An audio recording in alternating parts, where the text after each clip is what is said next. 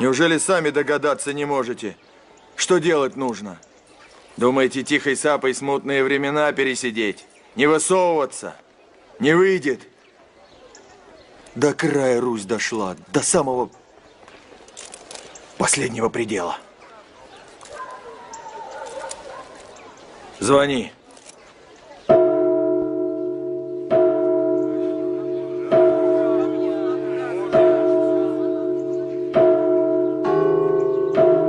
Ну вот, первый звон, чертям разгон. А ну да я.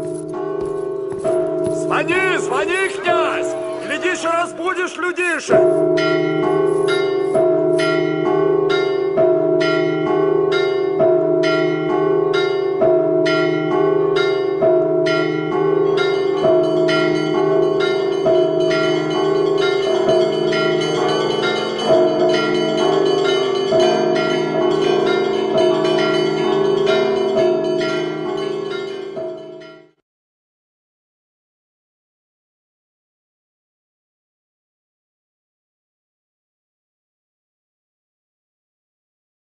Я не понимаю не только вопрос о именно русском народе, но он получается как бы стержень, хребет светлого будущего всего человечества. И вот этот хребет пытается уничтожить не один день, тысячи лет, и даже раньше пытались. Последний раз перед этим пытка было 7,5 тысяч лет, Древний Китай. Пытался, и что вот сегодня мы не затронем вопрос, потому что, к сожалению, времени мало, а желающих выступить много. Ведь 7518 лет назад была победа, когда наши предки разгромили Китай, Древний Китай, которому наши предки в свое время помогли, подняли, дали им знания, умения, все дали. И они благодарили, пытаясь уничтожить. И вот только относительно недавно, то есть в 1700 году, а в 7280 году, был введен юлианский календарь на территории России, и все забыли, что существовал календарь от сотворения мира в звездном храме, от Великого потопа, который связан не с потопом библейским, а с падением Луны вокруг вращения. Это реальные факты. И можно продолжать дальше. Существует 4 календаря, которым наши предки пользовались. Просто наиболее обиходный был именно последний. И могу сказать следующее, вот у меня есть ксерокопия, то есть, в принципе, то же самое, реальная копия, допустим, ремизовской летописи, где в той же самой летописи используют именно тот старый календарь сотворения мира в звездном храме.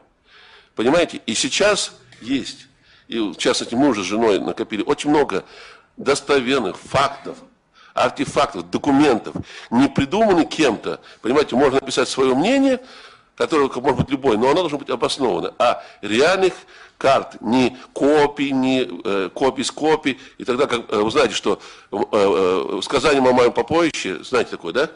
Историки установили, что все это копии, никогда нет, ни одного оригинала нет.